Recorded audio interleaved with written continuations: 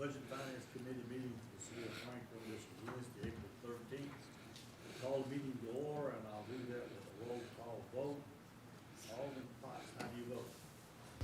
Present, sir. Present. And Alderman Baggett, how do you vote? Present.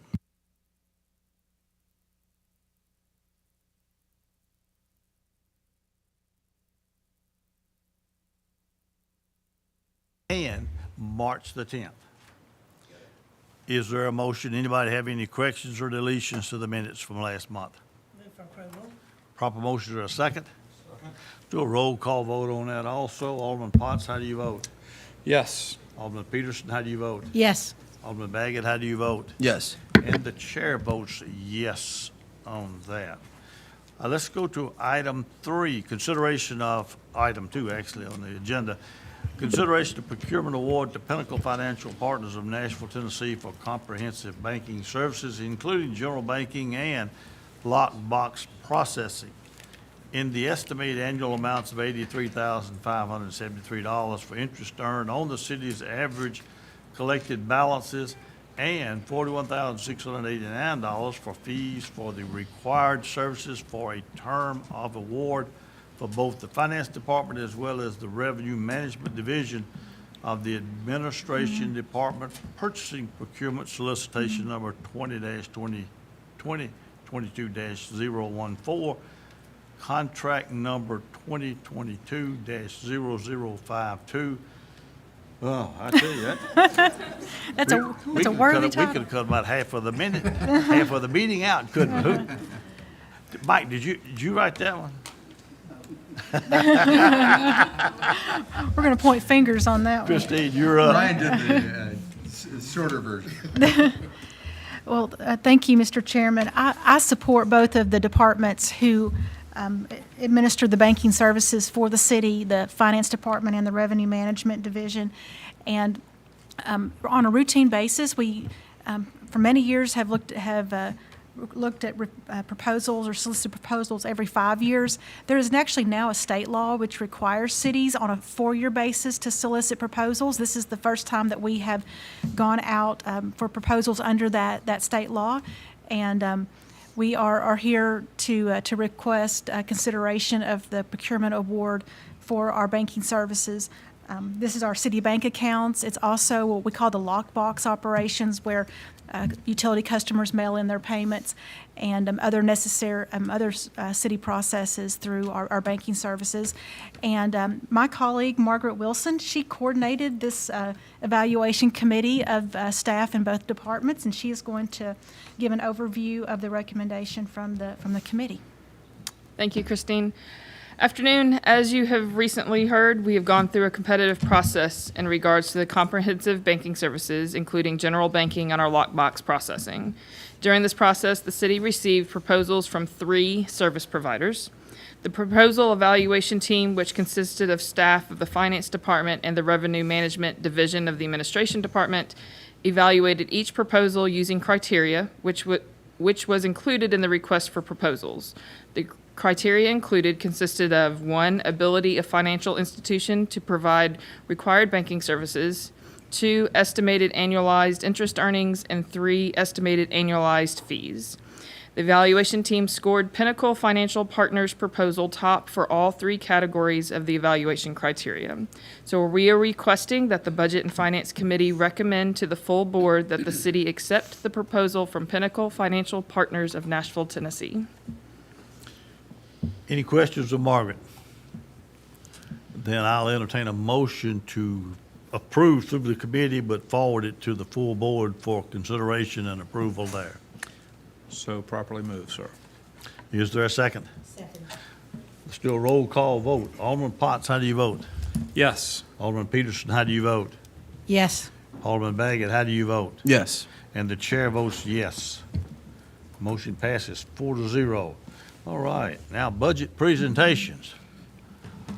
Item 3, Human Resources. Mr. Townsend, you're up. Thank you very much, sir.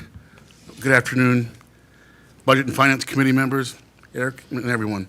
My name is Kevin Townsend, Director of Human Resources, and I'm operating the following as our budget request.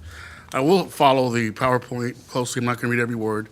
Just want to touch on a few things. So what we're going to do first, of course, is touch on the purpose of the department, the organizational chart, talk about the budget, the base budget requests for personnel and operations. There were none for capital, and also the program enhancements in a quick summary. Purpose of the department is for recruitment, hiring, onboarding, administering the city's defined benefit and defined contribution plan and TCRS, creating and implementing the personnel rules and regulations, managing the training of all the city employees in OSHA, also civil treatment and other areas as needed and required, procuring all property and casualty insurance, managing the safety program for all employees, managing the rest of the employee benefits, and conducting workplace investigations. The current organizational chart is in the PowerPoint, and that's accurate. It's not, all those positions aren't full, but that's the current organizational chart. As far as the base budget request, personnel, it's a slight increase of 4.8%. And you will see in a minute that I do have a request to increase the headcount of full-time employees in human resources to 14 from 12.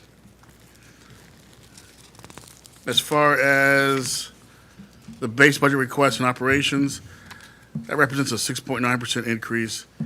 A lot of that is simply moving over different items to human resources, the Public Service Recognition Week, also the holiday reception. And also employee recognition, consultant services, and professional development. All right, on to the program enhancement request. You'll see there's 4 or 5, depending on how you look at them. One doesn't require any money, but I still put it in there. We need a new benefits generalist. That's due to the fact that the activity has increased tremendously. We've had the same amount of people, roughly, since I've been there in the department for the last 5 years. Yet the impact on the department's huge. So we need another benefits generalist. Also want to reclassify the current benefits specialist to benefits supervisor. That's reclassing somebody who's already enrolled, but move her up so she can manage the new benefits generalist. Also want to this is the one that doesn't require the money, reclass one HR generalist to risk and benefits analyst. Because that actually just better represents what the person does. And then the fourth or fifth, whichever you consider it, is another position in HR, which is organizational development. More commonly, probably used the term 3 years ago as a human resources recruiter, that sort of thing. I think that represents all the highlights I wanted to say, but I'm open for questions on the human resources budget proposal. Any questions, members? I don't have any. Thank you, Kevin. Appreciate it. Thank you, sir. Thank you.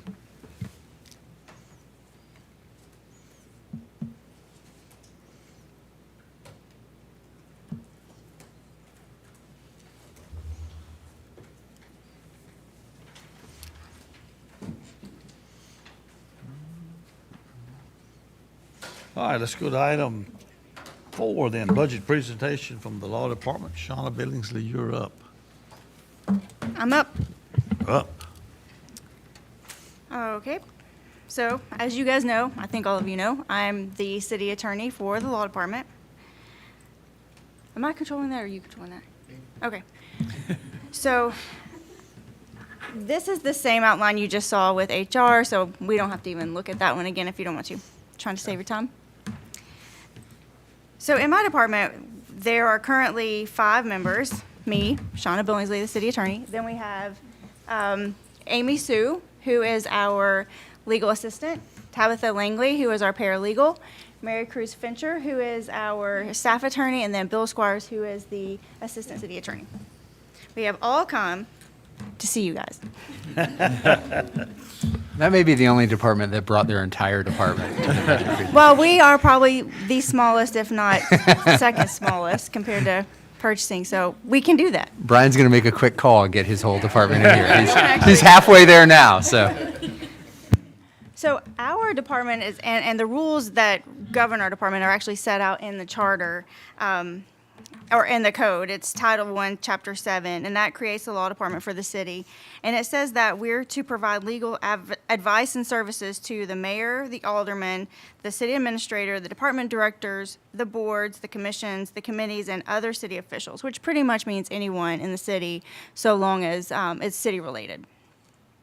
Part of what we do is to direct professional and other employees in the law department in the profession of the legal services. We supervise the preparation and review of contracts, deeds, bonds, ordinances, resolutions, real estate transactions, and other agreements for the city by giving opinions and/or drafting them as to substance, form, and propriety of the documents. We attend and provide legal counsel to you, the BOMA, and to most committees as they are situated, especially if the committee or the board is a final decision maker. So BZA, historic zoning, planning commission. We direct the management of all the litigation in the city, including those that go from city court to the appeals process and even in city court, obviously. We apply in the name of the city for injunctions and extraordinary relief as authorized by law. We assist in the development of administrative policies, rules, and regulations. And we represent the city in legal, administrative hearings, meetings with the government officials, and we are engaged in professional engagement organizations. And we recommend and arrange the retention of special counsel in times when either our insurance company provides legal representation, or if there's something else that we need besides, the services that we can provide to you. So 2021 was another big year for the law department. You guys probably remember Ellen Hansen. She was our legal assistant for almost 10 years, and she retired. And now we have Amy Sue, and she's jumped in feet first and drinking from the water hose.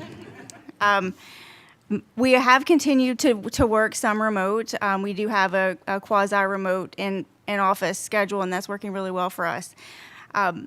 But last year, we drafted 51 ordinances, 195 resolutions, 380 contracts. We completed 656 other tasks. So those are things when someone asks us for research and we look into that. We opened 136 litigation files. Most of those are city court, so breathe. And we closed 127. We responded to 55 open records requests. We filed 17 deeds, filed 33 easements. We defended the city against 2 EEOC complaints and prosecuted in excess of 30,000 in BNS violations. So this is our current organizational chart. It's the same as has been in years. We don't really need to spend a whole lot of time on that, other than to say I have a request later that would change it. Our base budget is also the same. You can see that from the personnel organizational chart earlier. So base budget requests and operations, we are tasked with providing training to elected and appointed officials and staff. I think most of you, all of you, attended the training we had a few weeks ago. And we also provide similar training, but not as intense, to departments as requested through the year. We're required to obtain hours in continuing education, and we do go to conferences several times a year. I'm a member of the International Municipal Lawyers Association board, and it's a board comprised of attorneys throughout the United States and Canada. And then we put on 2 conferences a year, and I attend those. And also, our budget also contains a line item for consultant services, which we generally use for our lobbyist. Our lobbyist is Windrow Phillips. They have done a great job protecting our interests over the years. And this year in particular, they worked very hard at keeping us up to date and fighting some bills that we had issues with. So we don't have capital. We can skip that. We do have one program enhancement request. As I stated earlier, we've seen a lot of increase in some of our CIP work, so easements, deeds, condemnation. We're doing a lot. we're really, spending a lot of time and effort on projects that are in the CIP, and we're working toward those. But that takes a lot of time to look through all the deeds, look through all the easements, make sure that they're correct, and then file condemnation when needed. But also, in the past few years, we've seen an extreme increase in the number of open records requests that we've received through the city, in particular email. Historically, people didn't really request email, and now we're getting a lot more requests for that. And because of that, we the lawyers have to read them. But not only that, we have to pull them, and the pulling takes a really long time going through everyone's email. We have a process, but it's a slow process, and then getting them all together can take many, many hours. In addition to that, we have body cam footage from all of our officers all day, every day that they're on the streets. When we get requests for those, or we're in litigation, or someone else is in litigation and they want the video, we have to review those and redact them. For, someone holds a license plate, we have to make sure that, or, your driver's license, we have to make sure that's redacted. If there's a child in the video, those kind of things. So we're asking for an additional paralegal so we can split those two tasks in half. So one paralegal would do the real estate tasks, and another paralegal would do the open records and body cam footage review. So that is the request. So how long do you have to keep the body cam? We keep it for, I want to say, 30 days. Is that right? 30? Is it 30? I think the body cam is 60. Is it 60? But unless we put a hold on it. So if there's an arrest, or we think there might be a complaint, or if there's some reason, or we think there might be an arrest, like there's something that happened, but we're not really sure, they put a hold on it, and so they can keep it for a long time. Especially like litigation matters, they might keep them for years and years. Okay. So, it's, about 60 days. And then, so we think about in a situation where something really bad happens, a lot of officers show up. They all have their body cam footage on. We can watch 2 at a time, but we can only listen to 1. So if the event took 12 hours or 10 hours, and you have 12 show up, we have to watch it 12 times. It can't just be once. So it's a long process. And Tabitha's doing a great job, but she's only one person. So if we were to be approved for a second paralegal, I would suggest changing the org chart so that the paralegal, that Tabitha, would be directly assigned to Bill, because Bill is assigned to working with all of our CIP projects and easements, warranty deeds, those kind of things. And that is my budget presentation. Any questions? Any questions? All right, thank you. Budget presentation, finance.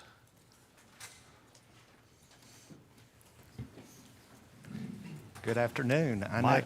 I know this committee sees probably a lot of us on a regular basis, but what we're going to do today is, in going over the finance budget, Margaret and I are going to cover kind of the items, and then maybe Michael or Christine may have some things they might want to add, but I'll actually go through the budget the way we have it laid out. If you look on the outline, we are going to go over the purpose, the current organization, the base budget request, the program enhancements, which we have 3, and I'm going to cover the first one, and Margaret's going to cover the other 2, as well as the summary. The finance department, we do provide the city's financial services, except we don't do receipting. That's actually done by the revenue management department.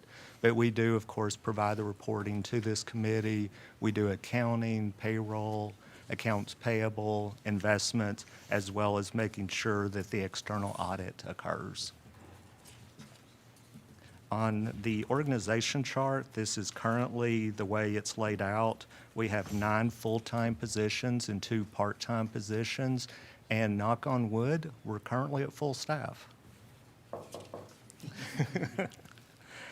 On the base budget request for personnel, It's up slightly, 2.6%, and this is because of medical premiums and retirement benefit cost. So that is, in essence, the primary impact on why that goes up. On operations, it's actually a decrease, and it's a slight decrease. But one of the things that actually, if you look at finance's budget, if there are no enhancement requests, we're actually lower than we are last year, because last year had a budget software procurement, so that actually is not in the 2023 budget. Also, the reason this also goes down is because in 2022, we had a copier replacement, which we don't have in 2023. And just kind of as an aside, we do always look to see what competitive processes we have in each fiscal year. And what we'll have in this fiscal year is we'll actually have bond advisory services as well as investment advisory services. On the program enhancement request, I'll cover the first one, and it's a request for an assistant comptroller position. And I guess one of the things I realized in these budget presentations, the number I guess that I'll be doing is probably getting fewer and fewer. So we're kind of thinking about succession planning. And one of the things with the assistant comptroller position that I guess we're foreseeing is there are things that I know I do, and it's ones that probably are the things like reporting to the committee, as well as financial policies, as well as that interaction with the external auditors. So in a sense, this would be a position that could basically help with that succession, and we're just putting it in here as the request because we could see the benefit for those functions. And maybe, Margaret, if you didn't mind covering the next two. We are also requesting an AP payroll specialist, just the amount of invoices that are processed through the city and the number of employees that keeps increasing to help with internal controls. We are just wanting a support system for those two positions and also to have dedicated backups, because currently, right now, payroll is 1 week, AP is the next week, payroll, and then AP. Their vacation time is cut in half. And so if something major happened, we just want to make sure everybody gets paid and everybody has their invoices paid. So we're looking at internal controls and just their support help. On the financial software, we are requesting a replacement software system. Currently, we use Microsoft Great Plains, but as we are adding, as you all know, like extra duty for police officers, those pay codes, we are outgrowing our current system. So to help payroll run more smoothly, make sure everybody is paid accurately, we are looking for a new payroll system. And then maybe just to summarize for the department, if you look at the last slide, we have been able to achieve the Government Finance Officers Association Award for 30 straight years, as well as the last audit, we had no audit findings, which is always our goal. So we're open to any questions the committee may have. Yes, sir. Is that the payroll software, is that kind of like a software as a service kind of thing? Or is that a license and then we have that for the duration of the? It would be a software as a service. We are looking to tie in with UKG Dimensions, our timekeeping system, so the integration. So it would be a one-time setup fee and then an ongoing. So the number that you see is $92,000.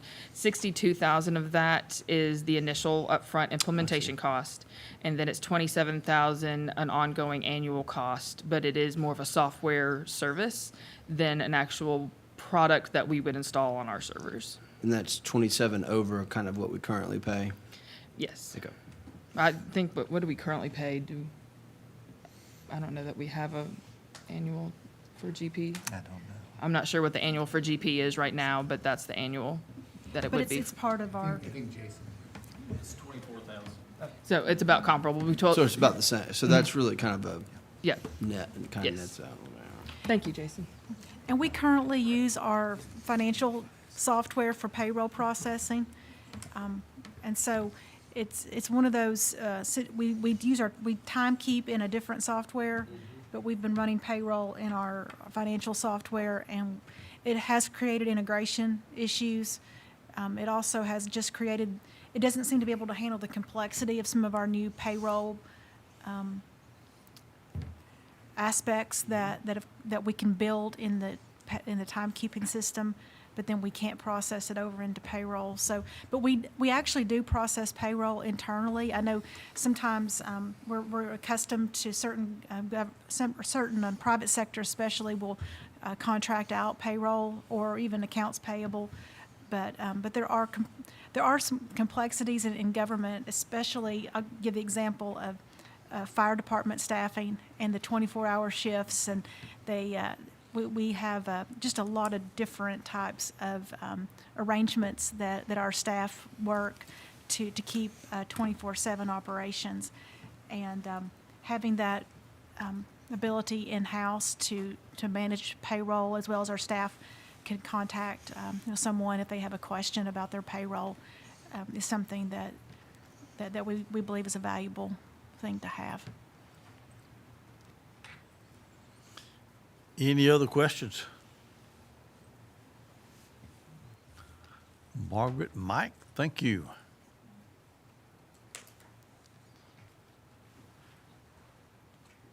Next up is budget presentation for purchasing. Brian and Rachel.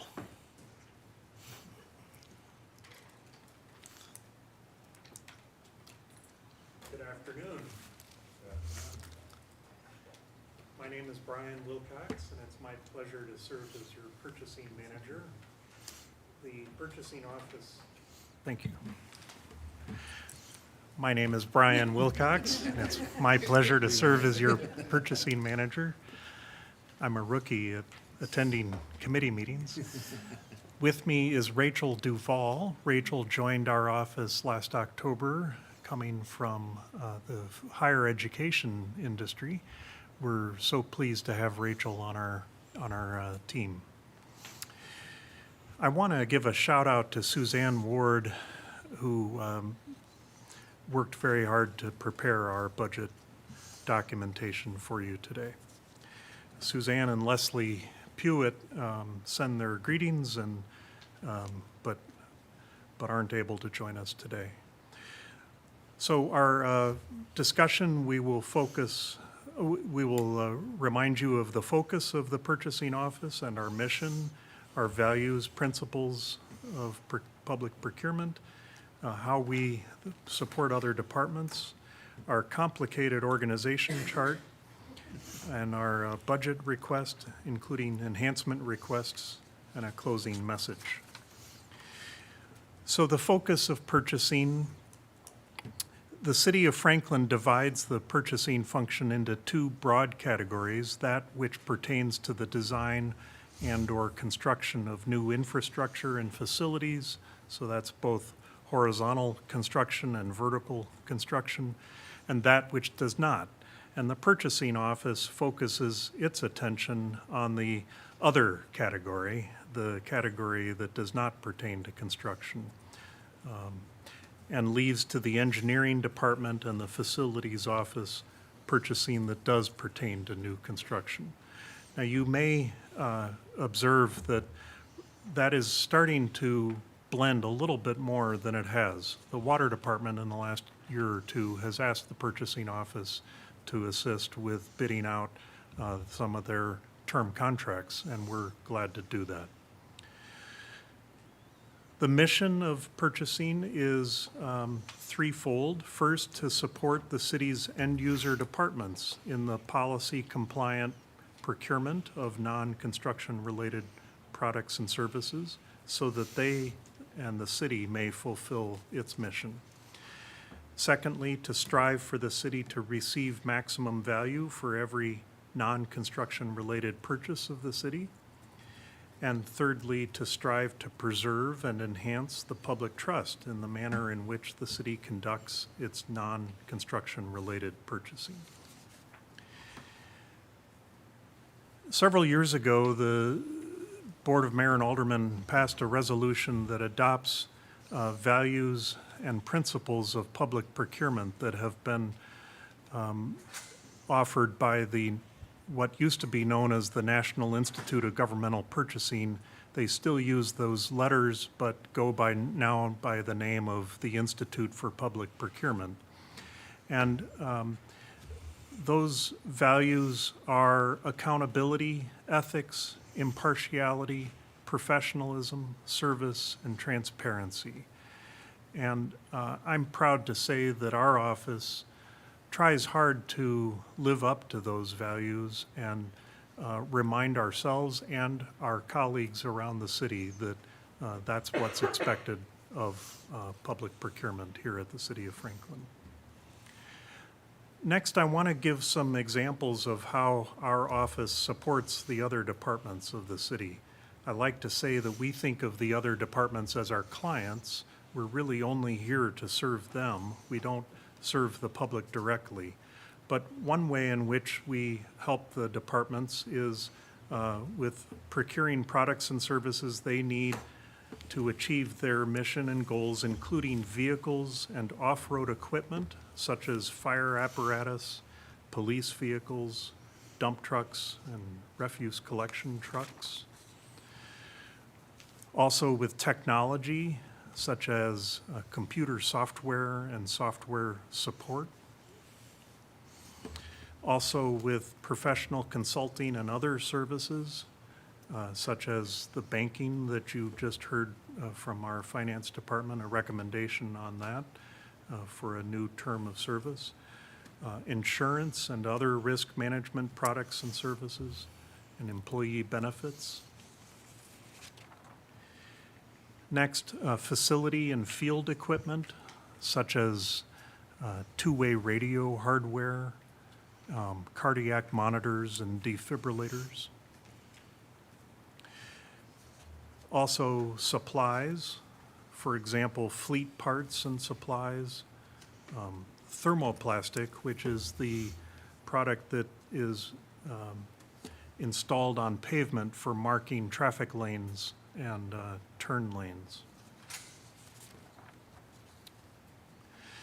So those are examples of products and services that we help the other departments procure. We also support the other departments by promoting and maintaining open lines of communication with designated representatives of each department. Further, we identify, describe, and promote the use of best purchasing practices to be followed by the city department. And we represent the city at area vendor outreach events, functioning, and we also function as a centralized point of contact for suppliers, service providers, and contractors that seek to do business with the city. In the field of public procurement, we like to think that we're supporting the other departments by staying abreast of new laws and evolving best practices, by pursuing our own professional development, and promoting and supporting the profession. Next, we have some charts about two of the programs we administer. The first is our purchasing card program. Purchasing cards are essentially commercial credit cards that are designed for large entities. And you see on this first chart the value of dollars spent is shown with the left-hand y-axis, and in the right-hand y-axis is the rebate that the city earns each year from that spend. The next chart also is on the purchasing card program, shows the number of transactions that our program has each year. And you see it is currently just less than 20,000 per year. And the number of cardholders, and you see that we have about 500 cardholders. And then the next two charts have to do with another program that our office administers or assists with, and that is the purchase of fuel for the city's fleet of vehicles and equipment. And so this first chart is showing the gallons purchased by different products. And the next chart is showing the number of vehicles and equipment, as well as the number of drivers that are permitted to make fuel purchases.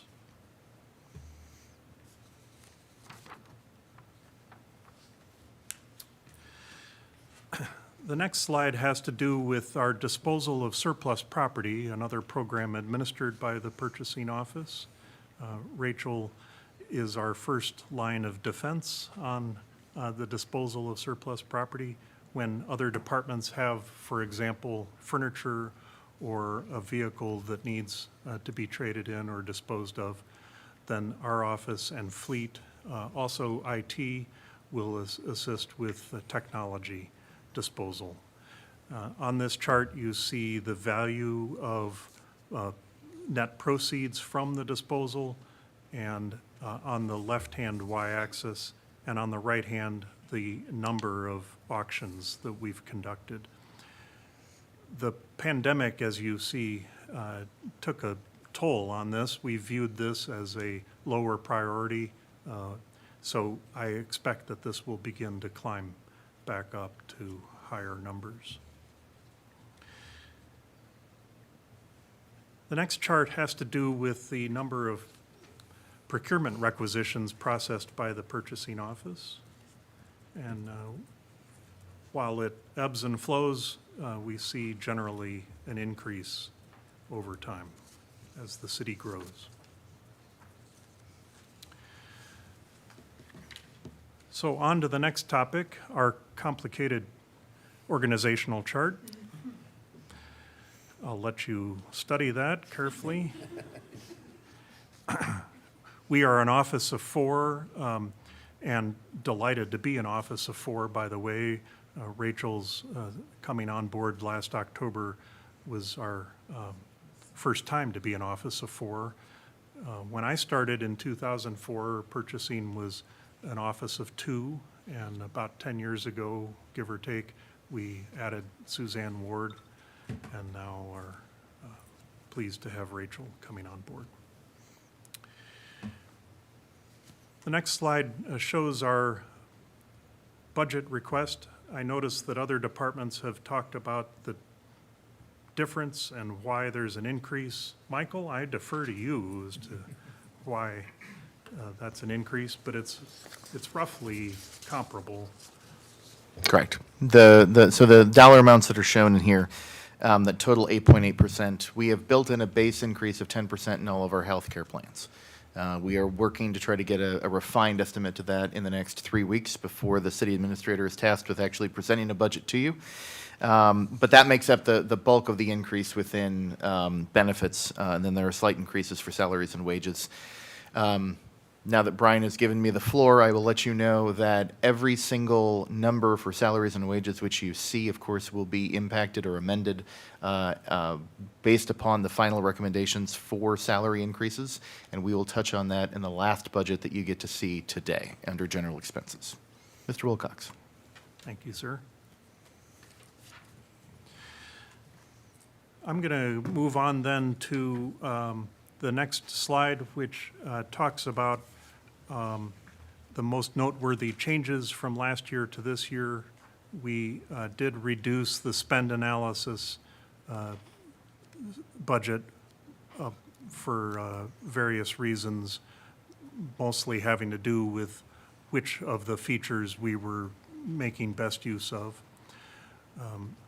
We had a copier replacement last year, and excuse me, and it's coming up, isn't it?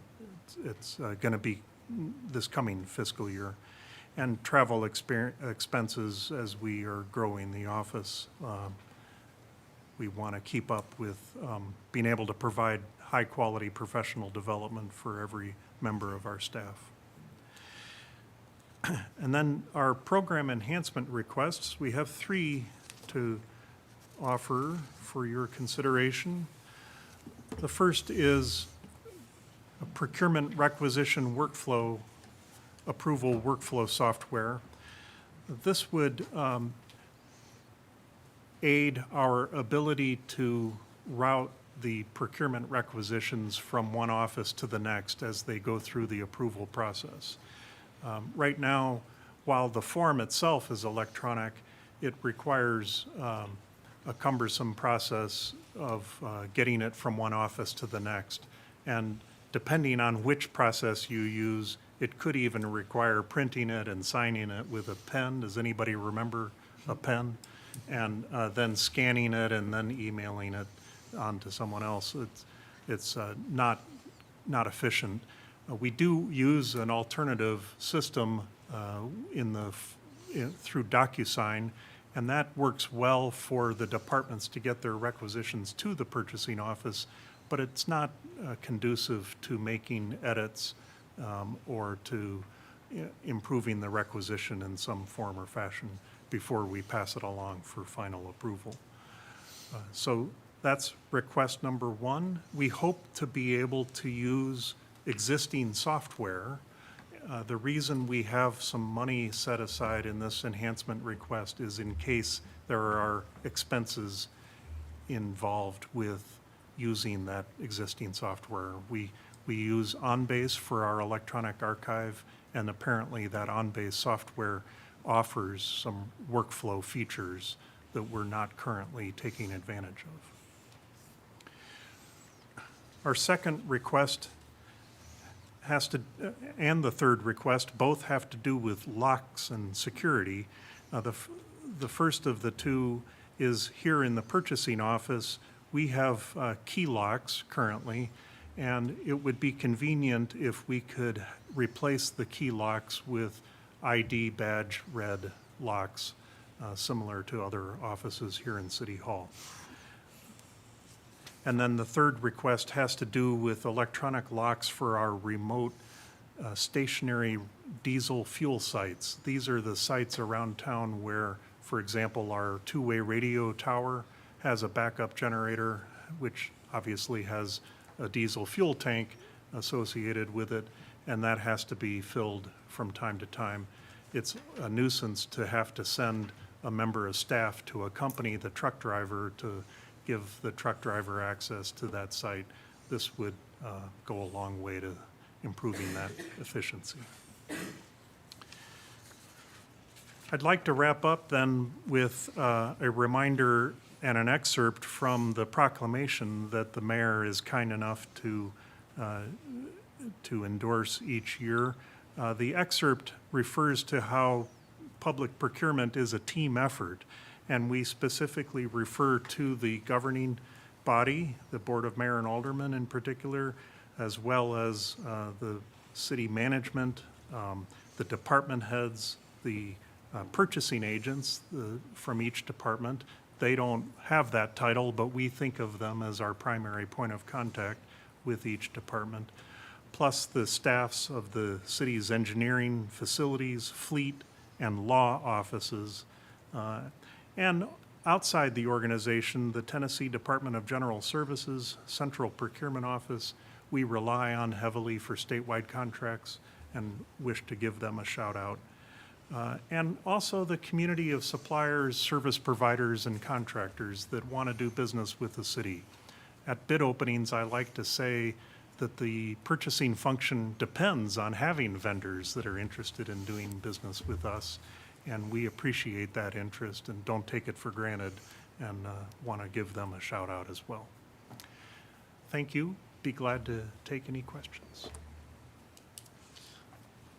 I only have one, and that's on the number of card holders. Are those just credit cards that you have 463 employees that have some type of credit card? Correct. Of varying limits, but yes.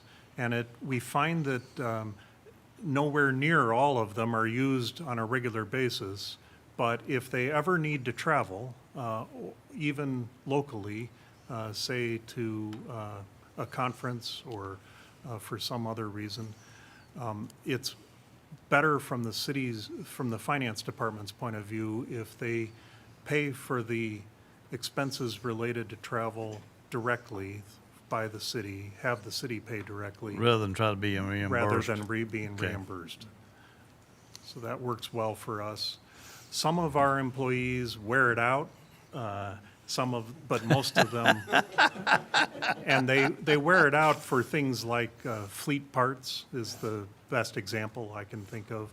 The volume of paperwork that comes in to support the monthly purchasing card statement from the fleet department is unbelievable. But most cardholders have half a dozen or a dozen transactions a month, some even fewer than that, maybe that many a year. And it does provide us the ability to track those expenditures more closely. And of course, there's the rebate that Brian referred to as well. So it does really benefit us, and there's good oversight and controls on it too, to make sure that people are using it appropriately and within their limits. Yeah, the rebate was interesting also. It pays for a couple positions a year. Yeah. Thank you for asking about that. Brian, Rachel, is that it? That's it. Thank you. Thank you for We your appreciate it. Thank you.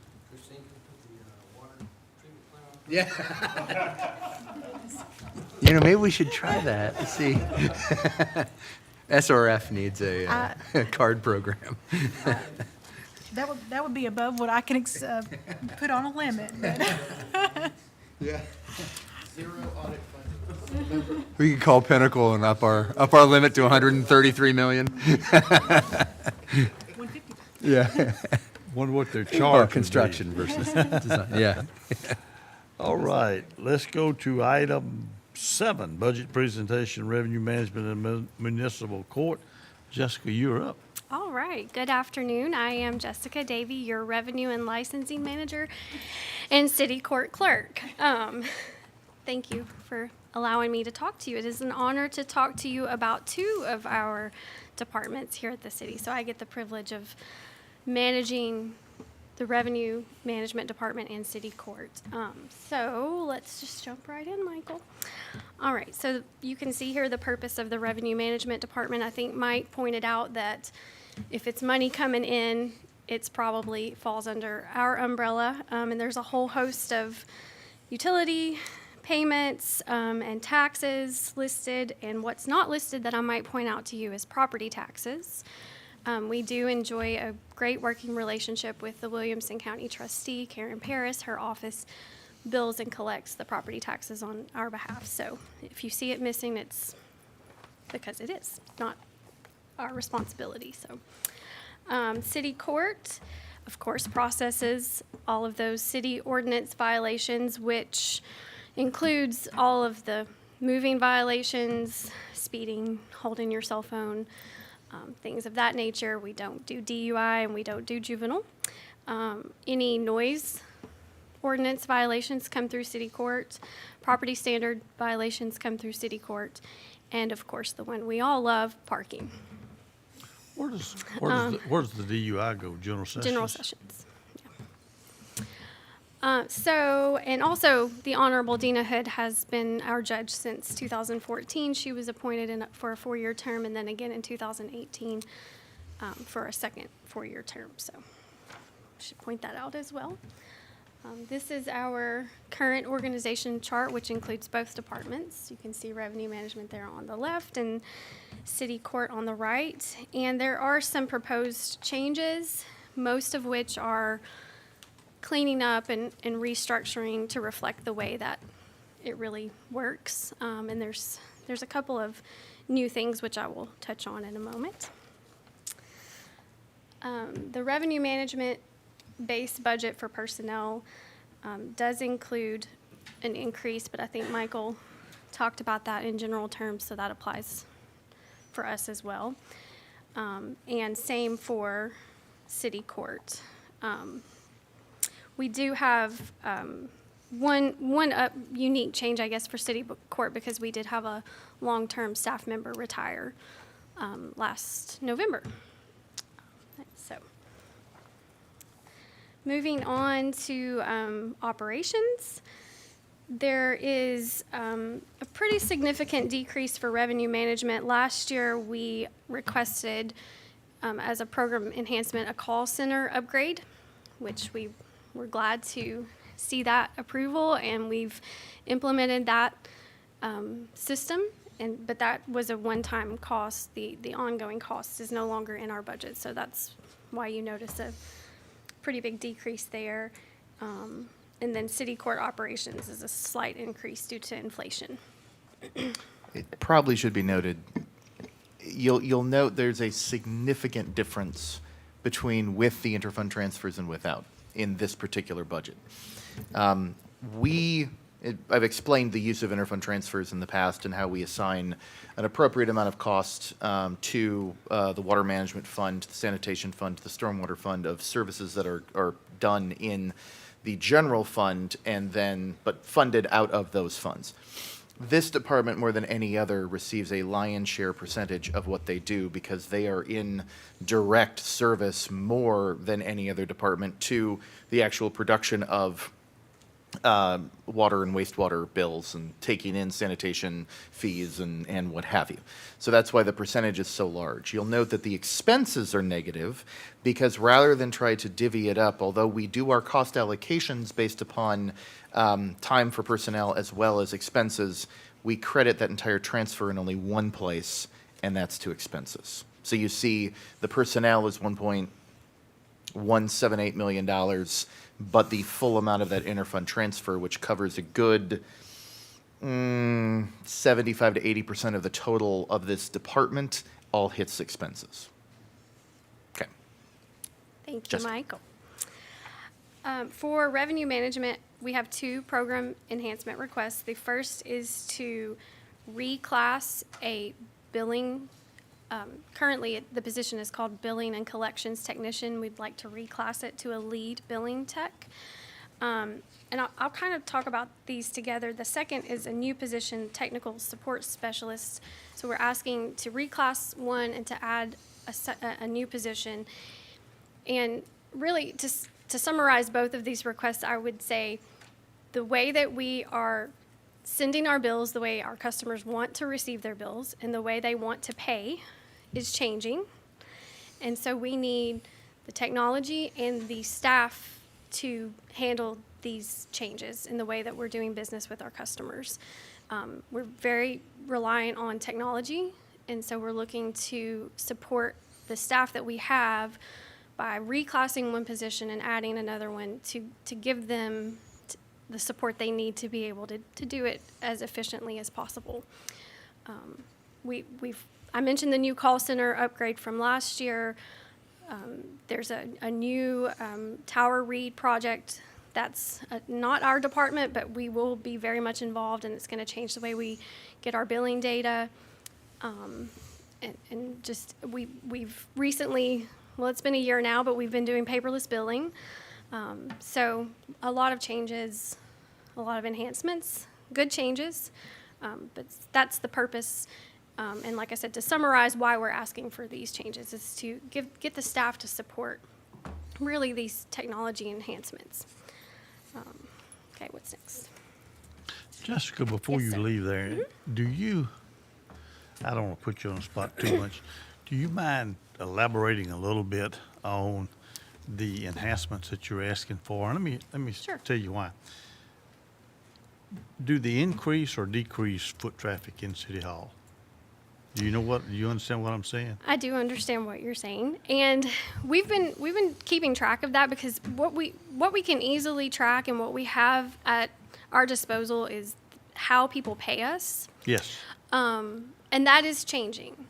What we don't have good measures for, but what we're working to really start keeping track of, because it's very important, I think, is the people that come in that we serve aren't making a payment, because we do have a lot of walk-in customers that are coming here for a reason other than to make a payment. They're turning service on, they're turning service off, they're turning in a beer permit application or picking one up, or they're requesting a business license. And that's an important measure. And so started to look at that in addition to just what we already look at, which is the payments. But knowing the limitations of what we have in our system, I did go ahead and bring with me the information that we do have. Alderman Barnhill, just may be interesting that, and this is payment related, this is not all the inquiries, but in January of this year, in-person payments in the Revenue Management Department, we had 654. So 654 people came in and paid in January. And then we also, What did they pay? Their water bill? those are utility bills, was Or 654. whatever. And then this, I also find this interesting, but there were 861 payments that were dropped off in that Second Avenue box that were, our staff goes out and picks those up and brings them into process in our office. So we consider those payments that are made in the office, but we do have them in a separate line. But there were, in the month of January, when the weather's not very good, and but there were 654 in-person payments made. And that was actually, for about a 7-month period, was a pretty good average of between 600 and 650 or so payments a month. And of course, this has not maybe been the most normal of times, but it does show you that there are still people who choose to come in and pay. And then the drop box ranged from a low of about 770 to 1 month we had almost 950 payments that were dropped off from the drop box on Second Avenue. Online payments and bank draft payments those are the most popular, but whether someone we do have some customers who do not bank. It's not maybe a large number, but for people who either don't bank, we certainly we encourage people not to put cash in the drop box and to bring that in. But for people who choose to pay with cash, we don't encourage them. We want them to bring that in and not put that in the mail or a drop box. So we do serve people at a wide variety of places and walks. So if I were looking at 20 days a month, 30 visits a day, 600 visits for January For payments. for payments? Those are people who made payments. That doesn't include the inquiries that Jessica said we're starting to keep up with. Yes, But those were the number of payments that were made in person. Okay. Can I ask a follow-up on that? Yes. If those thank you, those 600 plus that are done, what percentage of the total individuals that are making payments does that represent? We have about 26,000, I was going to say Bills? almost 30,000, so probably yeah, 26, probably 27,000. closer. So it's it's an interesting analysis because as a utility, and we had a chance to go out and talk to Middle Tennessee Electric Co-op in their offices, and we talked about, we have a lot of the same interest. We serve the same customers. Most of our customers they're certainly also Middle Tennessee Electric Co-op customers, and it certainly having the most easy ways to pay for many people, it's no longer coming in the office, but for those who need to come in the office, having the ability to do so in a convenient, accessible way is still important. And that's part of the challenge is certainly serving everybody.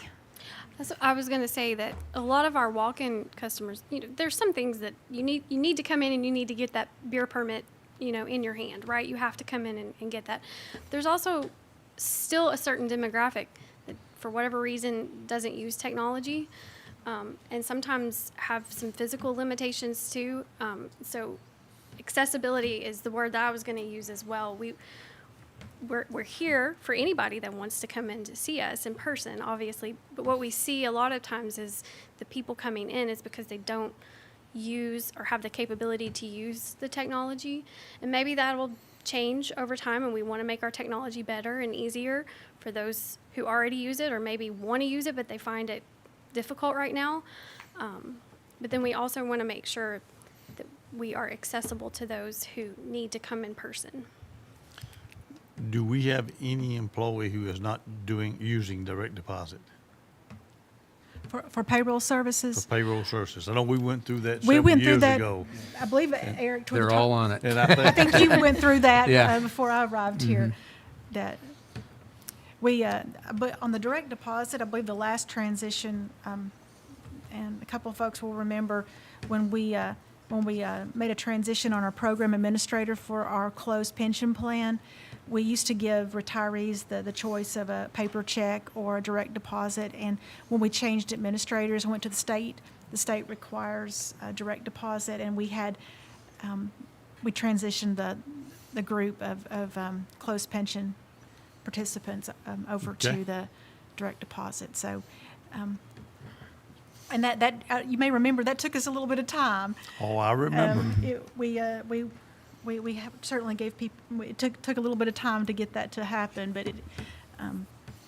but certainly when, with utilities, it's something that we're always glad to offer people many ways to pay and to access us, but we do enjoy working with our customers, and a lot of our customers enjoy working with us, and certainly there's times where people are in bad straits or situations are difficult for whatever reason, and we are available to help them and to be a resource to them. So I am very proud of this department and how we approach people at no matter where they are, even though we are a utility provider, but we do provide respect and compassion for people who sometimes just find themselves in a place that's difficult.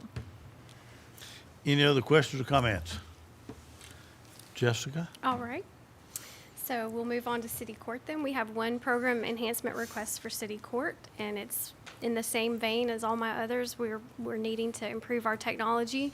Our current system is, case management system is 10 years old, and there have been no major upgrades or enhancements in that time period. So to say that it's outdated is an understatement. And so we're requesting a system that will have better reporting and online payments.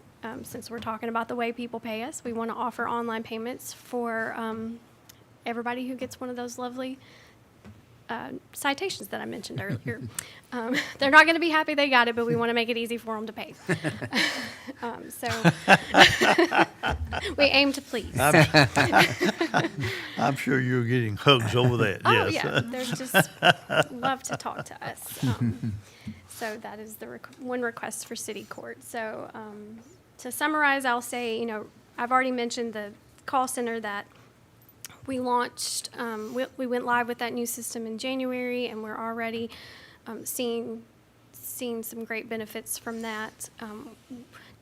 We're actually, now that we're a few months in, we're excited to kind of look back now over the last 3 months and see some of the reports that will actually now have a few months of data to really see who's calling us, how often, what time of day, what time of month are they calling us, and how can we better serve them now that we have that data at our hands. And so we're really just looking to, like we've already talked about, be able to reach our customers however it is they want to do business with us. And then, the same for city court. I think somewhere in here it said that we want to, promote good customer service, and we want them to have faith in our court system. That's very important to me. And I think sometimes customer service feels like it's no longer a priority in some instances. And so I'm I know I'm biased, but I think we have a great team in the revenue and the court departments that really exemplify great customer service. So I'm proud of my team, and thank you. That's my presentation. And thank you.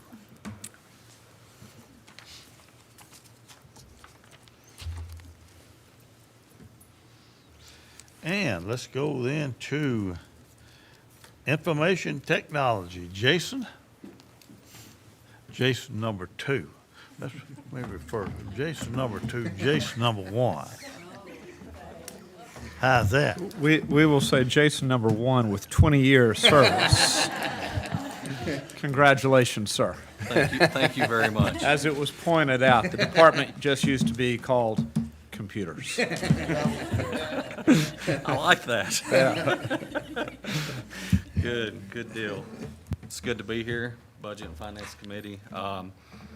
As Eric stated and Alderman Potts, I'm IT Director Jason Potts. I do have Brandy Arnett here with me. She's the Assistant Director of Technology, and she heads up our application division. So we'll jump in here, and we've got the same format as most other departments. So we'll jump in, be pretty quick, and get this wrapped up. Purpose of the department: to provide innovative, reliable, and secure technology solutions that are aligned with the City of Franklin's goals, objectives to enhance city services. Technology is focused on providing professional and prompt service to our community by strengthening the City of Franklin's technology infrastructure and delivering innovative solutions that meet our city's needs and goals.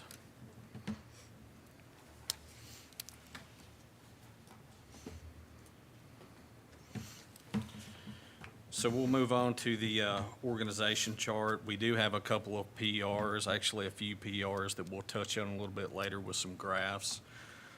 Currently, we're a department of 25, soon to be hopefully 26 after we get through the interview process for one of our open positions. The structure is based off of applications and infrastructure.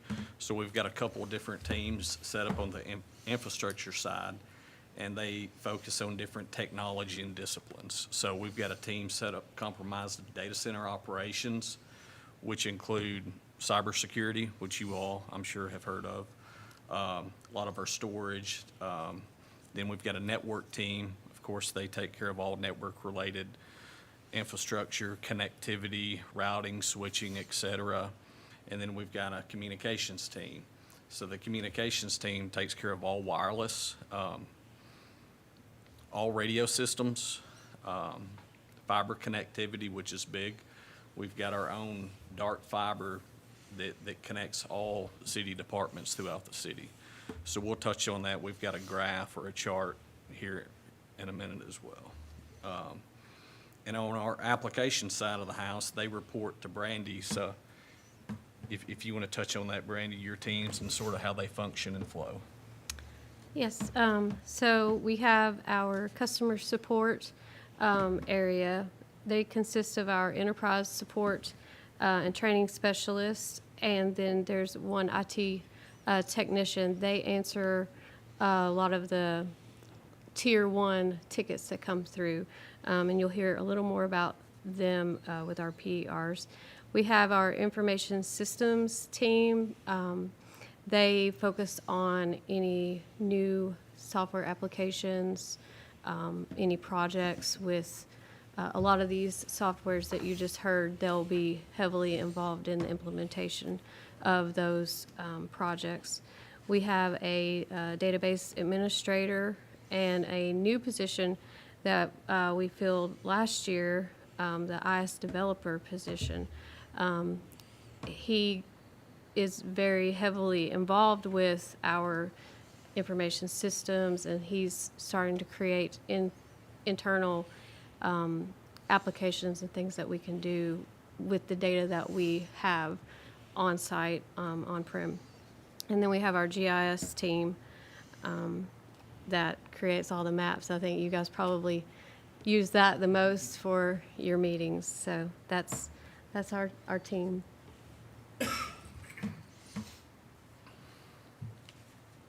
So on to the base budget request in regards to personnel, an increase of $36,600, 1.4%. Base budget request for operations, there's an increase of $192,880 or 11%. So this is comprised of necessary replacement of like hardware gear, life cycle replacement, et cetera.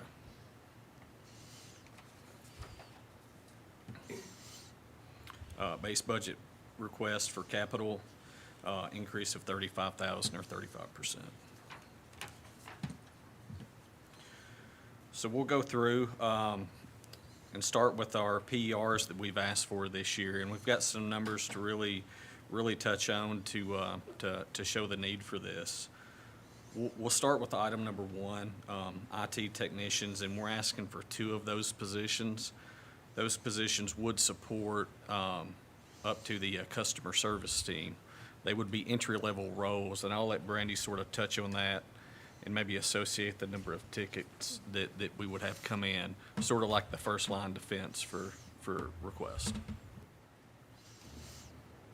So right now we have one IT technician. The idea behind it would be they see all the tickets. They're the first one to make customer contact. When anybody in the city has a technology-related issue, they put it in a ticket. If you, Michael, will go to the next slide. So this is just a 3-year show of the tickets that are processed.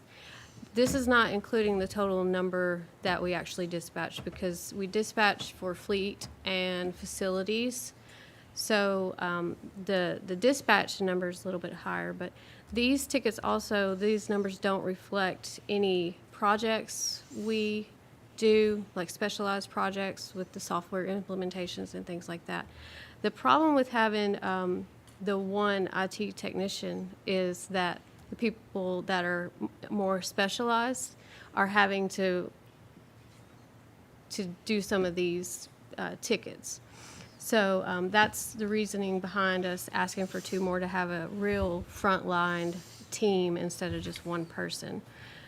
We also put together some just quick numbers of how many computers, like the breakdown of how many applications, fixed cameras, body cameras. We support all of these, the computer technology behind all of these, as well as the wireless technology. And we have 80 miles worth of fiber that we support, and it connects over 20 different facilities that we support. So anytime there's a facility that's outside of City Hall that needs IT support, we're sending someone out there to take care of that. And so having 2 more technicians is really going to help with that. And then I'll let Jason. Yeah, to add to that, with our different divisions and specialization with skill sets, et cetera, it will allow the higher level people to concentrate on projects. And Jessica touched on the call center technology. It took us about 6 to 8 weeks to implement that. If we would have had, a primary focus, we probably could have done that in a couple weeks. So it'll provide more efficiency across the board for all operations per se that relate to technology. I'll jump on to PR number 2. So this is an assistant IT director over infrastructure, the infrastructure side of the house. Currently, they report to myself. We used to have this role prior to 2020, and Brandy and I had decided, and also with Eric and Christine, that we would keep it with one assistant director, and I think we've made a lot of progress in that and consolidation across the team as a whole. So this would add that position back into the existing org chart. PR number 3 is cybersecurity tools. So this is one, we've got a number of 55,000 set aside for this. We've actually looked at a few different solutions to possibly use. We've got quite a few different layers of solutions we use. We don't just have like a firewall or maybe a DMZ or security software solution that runs. We've got a lot of layers of stuff. The days of just having a firewall segment and internal resources from the outside are pretty much gone. So we have a lot of different layered solutions, and this would add additional security, as well as protecting payments that come in and out and supporting that. So this is something we are asking for within the PERs. Item number 4 is traffic switch replacements. So this provides connectivity at all of our intersections in the field. We started this project in 2019, and we got half of those switches replaced. So these switches they provide the connectivity for our traffic operations center to connect in the field, maybe change timing, maybe change, they will tie in with the adaptive signal process and projects that are coming along as well. So this enhancement would finish up the life cycle replacement for that project we started in 2019. So we'll move on to PR5, battery backup system for Public Works. Our Public Works facility now has fleet, water, what am I missing?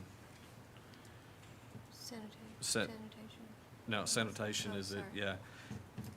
With the water department, they do have a system called SCADA.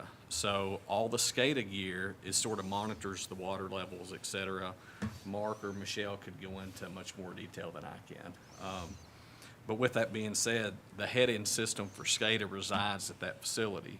So we're putting funds in there to put an enterprise-type level battery backup system in the event of failure. So that's what item 5 is. Number 6 is a cargo van. So as Brandy touched on with one of the depictions with the different locations and facilities that we support across the city, it would be good to have something that we could leave all of our gear in and go out to a facility instead of move it around back and forth. So we did put this in last year. We're going to put it in again this year and hope it's considered for approval. So our next. So Jason, your technician would just jump in the van and go to the spot and? They would, yes, sir. They would have the gear already in the van and not having to move it from office or, from a data center that's here at City Hall or over at PD.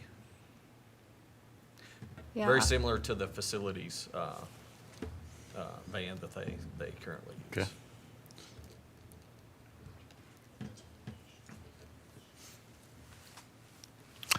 All right. You want to move on to the depictions? Yes. So this is probably the most complex graph that you will see all day, but there's a lot of value within this. You can sort of see 2019. This is the service request that Brandy was touching on that the customer support team dispatches for all of IT. So you can sort of see the trend from 2019 to 2020, which is when we really pushed, the remote work and the virtual meetings, et cetera. You can see that it sort of dropped off. Jason? Yes, sir. How many of those were to Margaret Martin's house? Sir, we don't log That, those. that may have skewed that number. Can I choose not to answer? Those were actually physical runs to Margaret's house. No van. So, No van, without a van. no ticket, no documentation. With a backpack, with the gear in the backpack. Yes. But you can see the number in 2020 was very significant, and I think that taught us a lot of, things of how we could do business and maybe do it even a little bit better. And it's slacked off a little bit, but you can see the trends and the numbers are up. And as Brandy stated, this is by all means not all the technology that we try to capture it and have it and show it in detail. But there's a lot of projects that's not in here. There's a lot of phone calls that happen, that take place that's not in here. So, but we did want to put some numbers to just sort of put that out there for you. Mr. Chair? Yes, sir. Yes. How many of those are password resets? We could pull that data. Well, and the reason I'm not really as concerned necessarily with the number, but I know that in my business, not necessarily my company, but in the insurance world, I mean, there are lots of softwares out, I mean, that's a lot of requests, usually. It's a high percentage typically. It Then there's is. software out there to, That's a good point. but anyway, There's a lot of level one, and that's where the level one would really those come into play. technicians, yeah. We do have a two-factor, sort of like the, question type thing, that if somebody does forget their password, they can click that, so we really don't have to engage as much. But that doesn't always occur as well, so, but good point, very good point. Brandy pulled together from the customer support team, and she's got a lot of the numbers here that we've really just broken down to the number of items, the certain different things that we support across the city. As you can see, fixed cameras, 247, so that includes a lot of the cameras that are at traffic intersections, so just sort of numbers to maybe look at when you have time. Wireless technology is, we've got the radio system, we've got door access, which is sort of like our badges that we all have. Cell phones, number of cell phones that we provide support to. Desk phones, traffic switches. So we just wanted to put, like I said, a little bit of that out there for visuals. Next slide is our fiber map that we currently have. So I'm not sure if there's any other municipality. I know Chattanooga, Maryville, they own a lot of their own fiber.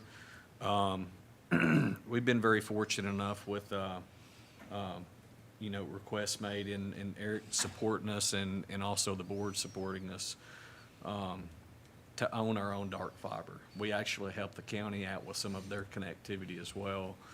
But this is the fiber map. So this is, instead of having, close to 20 to 27 internet connections, we're able to bundle all that into one and utilize routing protocols to get the most out of what we do, speed, et cetera.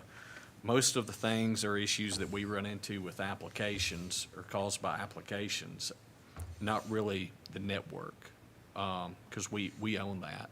And we've got a team that puts that in. They work with vendors if we get into a time crunch or if there's an emergency repair. But this is, we did want to point this out. We are very fortunate to have our own dark fiber across the city and the traffic intersections. So thank you.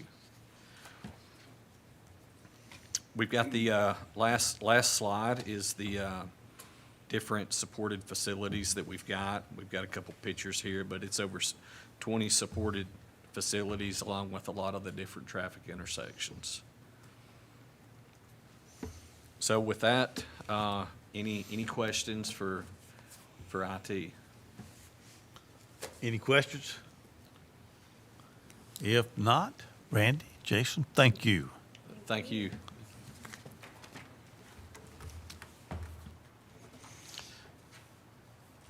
Let's go to item 9 then. Budget presentation for miscellaneous general budget, fund budgets, general expense, economic development, intra funds. Eric, you want to start that, or Michael? Michael and I will walk it through for you. We're going to look at general expenses, which is a component of our general fund, the dollars that we contribute for economic development activities, and then the transfers that happen from the general fund out to some of our other operating funds. So first, within the general expenses, this is a place where we park certain dollars to help us manage the general wage increase. So that's why when you see these personnel numbers within departments, you see sort of what it is today, and then we budget the overall salary increases and merit increases here, and then allocate them during the fiscal year once those decisions are made out to departments. So this is sort of the holding area for that in the initial part of the year, and then through budget amendment, we allocate those out to departments. That helps us really look at it in one place, and we do a broader organizational-wide policy or approach on how we do market adjustments, merit increases.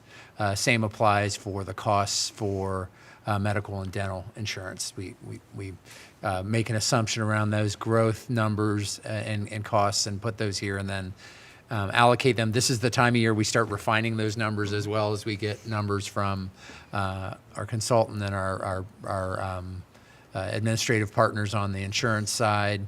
And as we this year look not only at the regular wage adjustments, but also an update to the pay plan. I'll take just a minute to touch on how I think that will work, just to give you sort of an update. We've had a first cut that we're working from with the consultant and doing some examination of that to make sure it catches all the different issues and topics, both broad market elements, but also specific positions where we see challenges in recruiting and retention and see things and see people, quite frankly, going after our people to take them into their organization. And so we're looking at that and refining that. I expect that when you get the budget from me around the first week of May, you'll have a recommendation that encapsulates the implementation approach. So you'll kind of get in parallel the recommended budget, the pay plan overview and recommendation, and then a strategy to implement that. So you're going to kind of get all that in one package.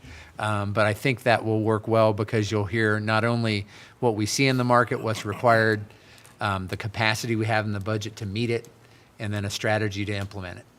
And so we'll share that with you kind of in parallel with the budget. And those dollars will largely show up in this category and then be allocated out to departments as we go into the fiscal year. Michael, do you want to add anything here? Only that, as you can see on the next slide, there are some smaller amounts in operations, and those are for some dues, our share of the annual audit. We engage in a fuel hedging program, and I'll let Christine speak about that very briefly in just a second. But you notice there's some huge swings under personnel, and the rationale for that is because this is the pass-through account, and I want you to think about it in that regard. We have budgeted as our starting placeholder what we have done in years past. So we start with budgeting a 2.5% cost of living adjustment and then up to 2.5% for merit adjustments. That is the largest share of what comprises that $2.9 million figure you see in fiscal 23. The budget for fiscal 22 is several million dollars under that because we budgeted the exact same last year, and once we agreed to and you voted on the budget, we then distributed that up to 2.5% merit piece based upon individual performance scores. So then the first budget amendment of the year, you see it's a little longer and every department's included. That's because the money's coming from here and then going out to the individual departments. So that way you can see more of an apples to apples. So this is how much it costs you to run that department year A over year B. So I did tease you with the idea of fuel hedging, and I'll turn it over to Christine to briefly speak about that. This is a program that's probably about 15 years old now here at the City of Franklin, that it's a joint program. My predecessor, Russ Truell, I believe, brought this to the city, and in conjunction with Metro Nashville, Metro Schools, Regional Transit. And it's a program to be able to, in some case, in one case, what we're wanting to do is keep ourselves from having to experience significant increases in fuel costs. And so we actually have for many years, for about 40% of our fuel usage we include in this program, and we lock in a fuel price a couple of years, a target price a couple of years ahead of time.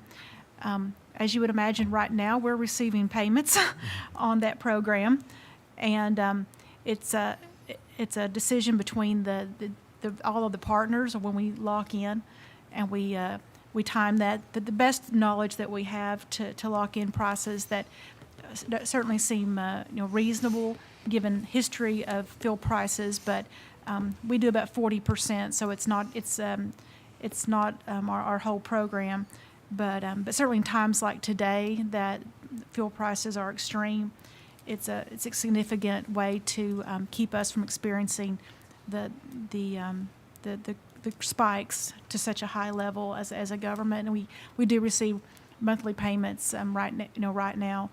Certainly, if oil bottoms out, we can have times that we have to pay on that, but in times like today, in which diesel and regular fuel is extremely high, we do receive payments that help us not experience such large swings. So it's a unique program. It's something that on our own we probably would not do, the size we are, but being able to be in a group with some larger governments, we are able to obtain some prices that we would not, for the size of fleet that we have, be able to obtain. So it's a good program. It's something that when you rock along steadily and you have very little movement, it seems like you're administering something that perhaps is not a big value, but in times like right now, and there was also a time about 10 years ago, I believe now, there was another large increase in fuel prices. It's something that is valuable, and certainly it keeps us from, if we were in a position that cash was, immediate cash was a difficulty, we'd be able to keep our fleet on the road and try to wait things out. So it is an ongoing program, and this is where we budget for that. All right, on the next slide, kind of looks at the economic development contributions that we make. It's about $90,000, $60,000 goes to Williamson Inc. for kind of a base economic development support, and the other $30,000 is for the economic development retention, business retention program.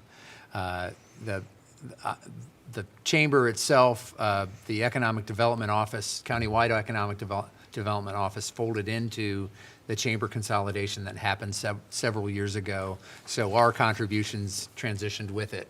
And then probably 6-7 years ago, we also developed a business retention program at their request. That has changed face a little bit in the last couple years with the pandemic.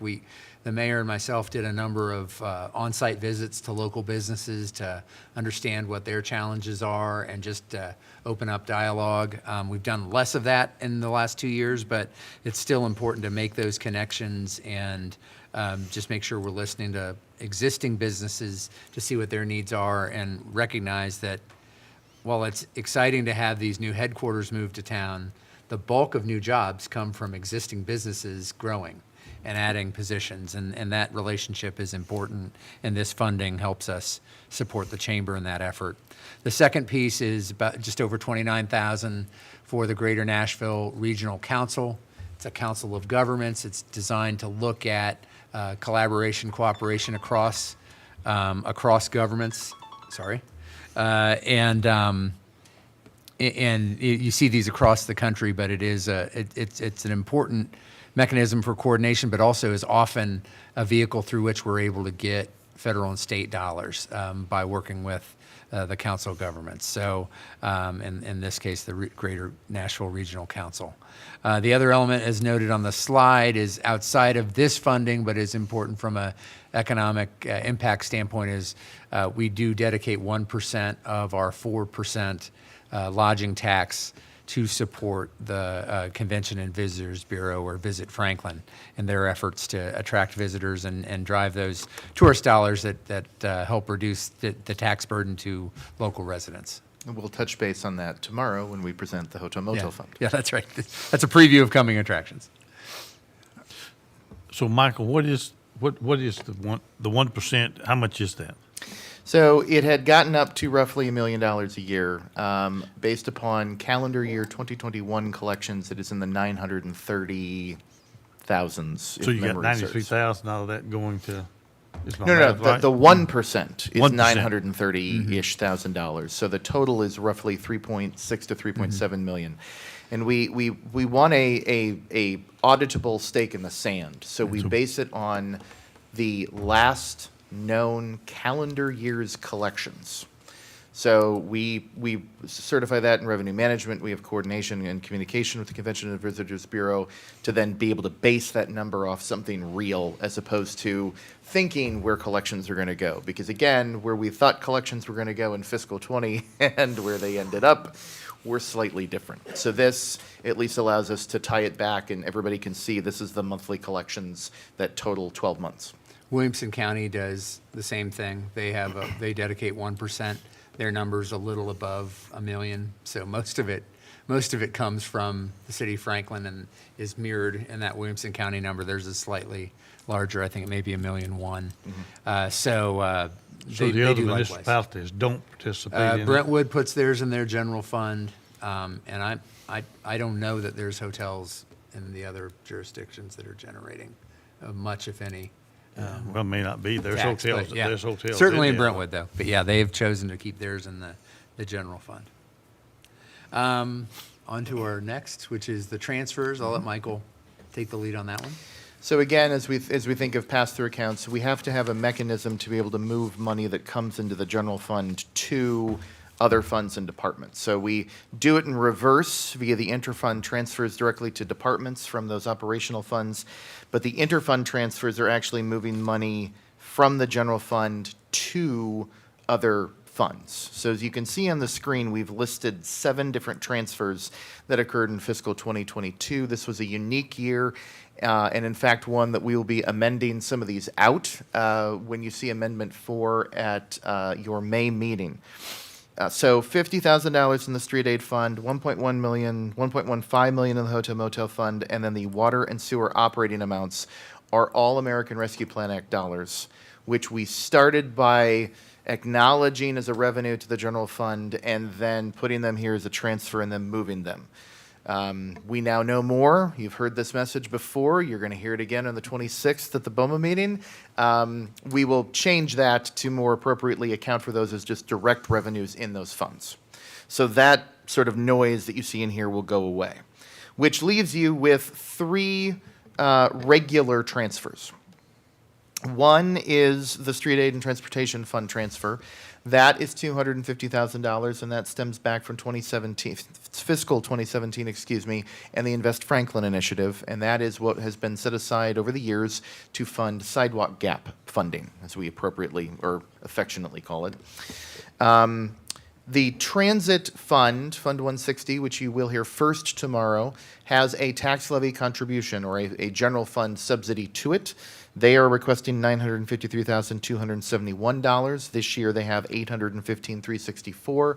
I will tell you that number as well will be refined in the next 3 weeks as we better understand their request and what level of service that actually entails. And then the largest one is relatively new, and that is $4.326 million for capital. When the planning got underway for how to use the 0.5% that was going to Williamson County for 3 years and then came back to the city, it has been our basic budgeting framework that $1 goes to operations and $1 goes to capital. But all of the money is received in the general fund. This is the mechanism that puts those dollars into Fund 310, the Capital Improvement Fund.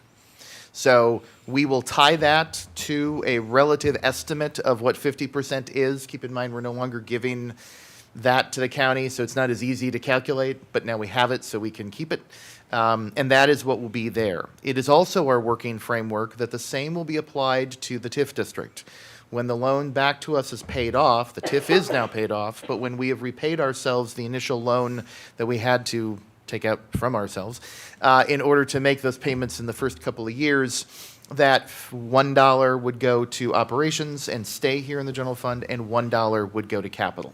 So you should expect that number in future years, if we're able to sustain our commitment year over year, to be in the $5.5 to $5.7 million range moving forward. Help me understand the number then. As I thought we were getting, so it's an increase of 1.9 million. Trying to find the half. Okay. So the original number was based upon certain projects and our estimates of what we thought we were going to be collecting. And so we dedicated that as a starting place. That number 2, that $2.3 million number, is going to be amended in May to be closer to 4.2. Now, the $4.2 million figure comes simply from an average of $700,000 a month times 12 to get $8.4 million a year divided by 2.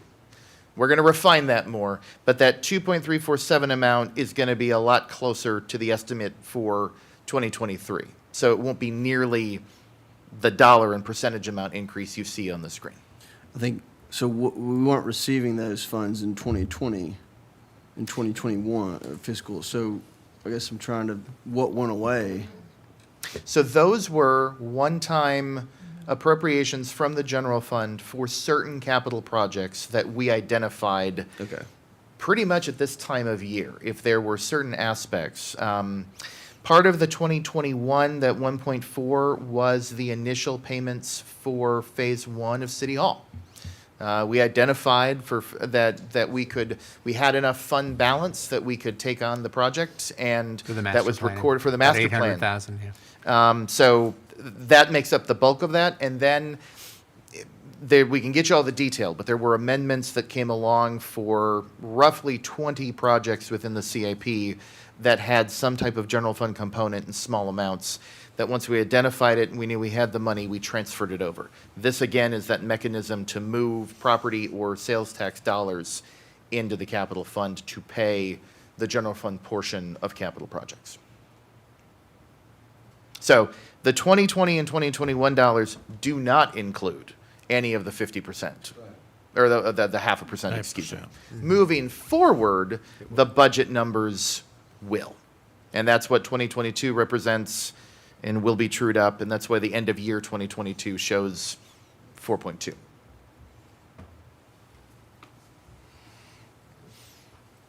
Any other questions? Michael, does that, Eric, you got anything else? We've got our monthly reports coming. Let's do the monthly reports. That's all of that. All right, Mike and Margaret, you're up again. From the monthly reports, we think there may be two significant highlights. One is ever since April of 2021, and the city got its portion of the increase in the local sales tax, that amount has been $4 million, at least $4 million. Even in January, it's $4 million. In the month of February, it's typically the lowest month of collection, or actually of what we receive. So we're actually going to be looking at that to see what that number is. So it's kind of one of those, if we looked at last year, if we're going to have one that we expect potentially could be under $4 million, it may be the one that's coming up. And on the second highlight is after we give you the second quarter report, we tried to give you a summary of all funds. So if you look at the end of monthly reports, and that number, the surplus in the general fund, is still comparable to what we saw in December. So we think it went down slightly because the month of January has a pension contribution to it. So, but in essence, it is very close to what we had reported to the committee in December. And Margaret, I think you even had a highlight on the conference center. For the conference center, back in January, I mentioned that it did have a loss. They had several groups cancel January of 2022 due to the increase of cases again. And then they also stated that local catering in January is down, so they didn't have enough local catering to counteract the groups. But as you can see, in February, they did have a profit because group business picked up, and then March and April goes into their busy season. And the conference center managers will be here tomorrow afternoon as to give an update to this committee. So you'll be able to see the people who do manage the conference center for us on a daily basis. Ladies, gentlemen, any questions? Eric, anything else to add? Michael, Mike, Margaret? See you tomorrow, same time, All right. same channel. 3 o'clock. I'll entertain a motion to adjourn. Proper Second. motion to a second. Second? All in favor indicate by saying aye. Aye. All right. We are adjourned again. as Eric has extended you an invitation for tomorrow at 3. Yeah, so great.